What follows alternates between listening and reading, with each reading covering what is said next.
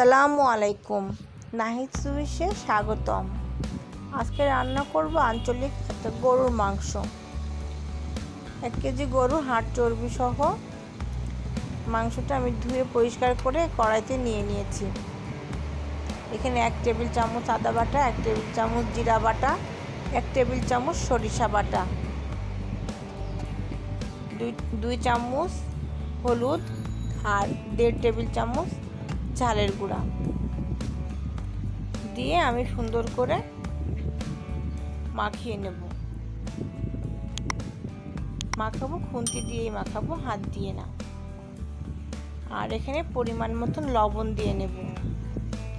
এই মাখানোর পর এর থেকে যে পানিটা বের হবে, এই পানিটা দিয়েই খানিক সময় আমি রান্না করব, এটা শুকিয়ে আসার আগ পর্যন্ত।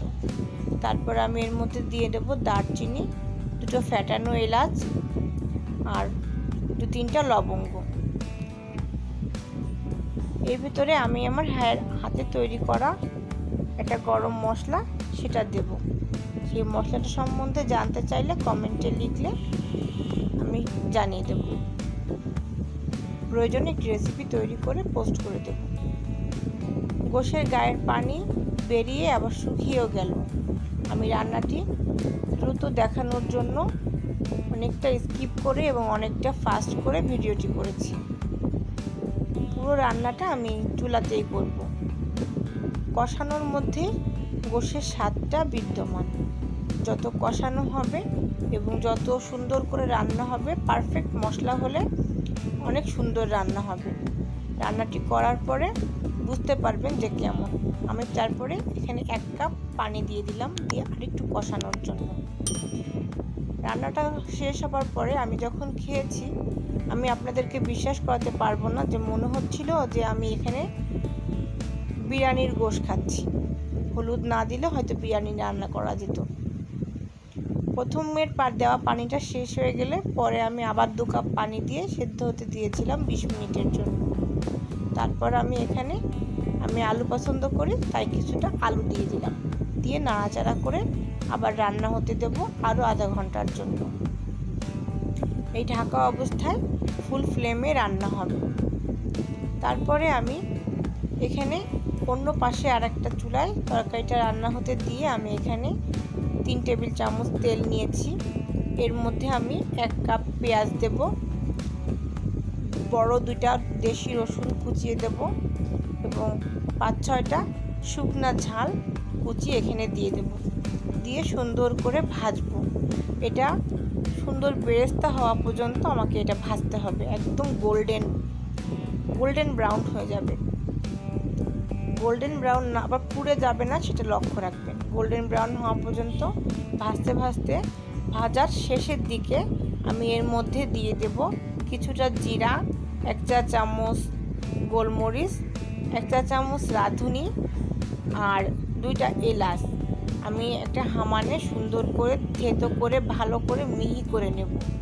যেহেতু এটা গুঁড়া করে ফেলেছি, ইচ্ছা করেই গুঁড়া করেছি, সেজন্য এটা আমি বেরেস্তা হয়ে যাওয়ার একদম শেষ পর্যায়ে দিয়ে দেব। দিয়ে সামান্য একটু নাড়াচাড়া করলে ওটা টালা মশলার ফ্লেভার চলে আসবে। এটা হবে কালাভুনা স্টাইলের মাংস রান্না। সরাসরি কালাভুনাটাও এভাবে করা যেতে পারে, এর মধ্যে আলু না দিয়ে আরও কষিয়ে আরও সুন্দর করে। কেউ কালাভুনা করার জন্য কালো জিরাই ব্যবহার করেন, কেউ সয়া সস ব্যবহার করেন। কিছুরই প্রয়োজন নেই, জাস্ট ঠিকমতো মশলা আর বেরেস্তা করা থাকলে হয়ে যাবে। এবার আমি গোশটা ফোড়ন দিয়ে দিলাম। এই ফোড়নের মধ্যে দিয়েই গোশের আসল টেস্ট, ফ্লেভার, ঘ্রাণ সব শুরু হবে। এবার পাড়াপড়শি জেনে যাবে যে আপনি গোশ রান্না করছেন। এত সুন্দর রান্না আপনি না খেলে কখনোই বুঝতে পারবেন না। যদি কেউ এভাবে না রান্না করে থাকেন, তবে আশা করি পরবর্তীতে অবশ্যই রান্না করবেন এবং আমাকে কমেন্ট বক্সে জানাবেন। আপনাদের একটি লাইক আর সাবস্ক্রাইব আমাকে নতুন নতুন কন্টেন্ট তৈরি করতে উৎসাহিত করে। তাই আমার রান্নাটা ভালো লাগলে অবশ্যই আমার চ্যানেলটিতে একটা সাবস্ক্রাইব করবেন এবং বেল আইকনে ক্লিক করে পাশে থাকবেন। নিয়মিত ভিডিওটি দেখলে একটা লাইক দিয়ে দেবেন। এবার ঝোলটা শুকিয়ে আসবে, তেল উপরে আসা পর্যন্ত আমরা রান্না করব। এই রান্নায় কোনো রকম ঝোল থাকবে না। কষে একদম ঝোল পছন্দ করি না আমি। এটা পোলাও, ভাত, রুটি, মাংস সব কিছুর সাথে খাওয়ার জন্য উপযোগী। কালারটা দেখুন, এটা কালা ভুনার মতনই হয়েছে, খালি লাইটের কারণে বোঝা যাচ্ছে না। গরম গরম সার্ভ করে দিলাম। আপনারা পরিবেশন করার সময় প্রয়োজনীয় সৌন্দর্যের জন্য পেঁয়াজের বেরেস্তা ব্যবহার করতে পারেন। সম্পূর্ণ ভিডিওটি দেখার জন্য, পাশে থাকার জন্য ধন্যবাদ।